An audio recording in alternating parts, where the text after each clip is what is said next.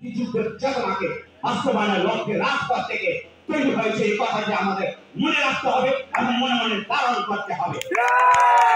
আমরা জানি বাংলাদেশের প্রত্যেকটি মানুষ জানি বিপি নুরুল হক নূরের ত্যাগ এবং এমন কোন নেতা এদেশে তৈরি হয়নি যে রাজপথে এত নির্যাতন নিপীড়িত হয়ে এখনো টিকে আছে, এরকম কোন নেতা এদেশে আজও পর্যন্ত তৈরি হয়নি। বাংলার মানুষ প্রত্যেকটি মানুষ জানে এবং বুঝে। তাই আপনারা তার আদর্শে এই মহানগরে যারা উপস্থিত হয়েছেন তার আদর্শকে নিয়ে পথ চলবেন এবং দেশের মানুষের কাছে এই গণ অধিকার পরিষদের বার্তা পৌঁছে দিবেন।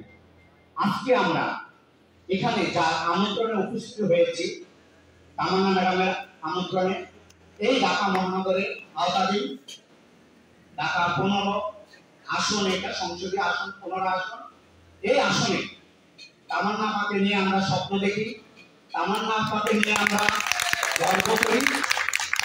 তাকে এই গণ অধিকার পরিষদে যে একটি সংগ্রামী প্রতীক, প্রাক প্রতীক, সেই প্রাক প্রতীকে তামান্না আপাকে আমরা মহানগরে সর্বোপরি ছাত্র যুবক গণ যত ইউনিট আছে প্রত্যেকটি ইউনিট তাকে আমরা সমর্থন দিব এবং তার পক্ষকে আমরা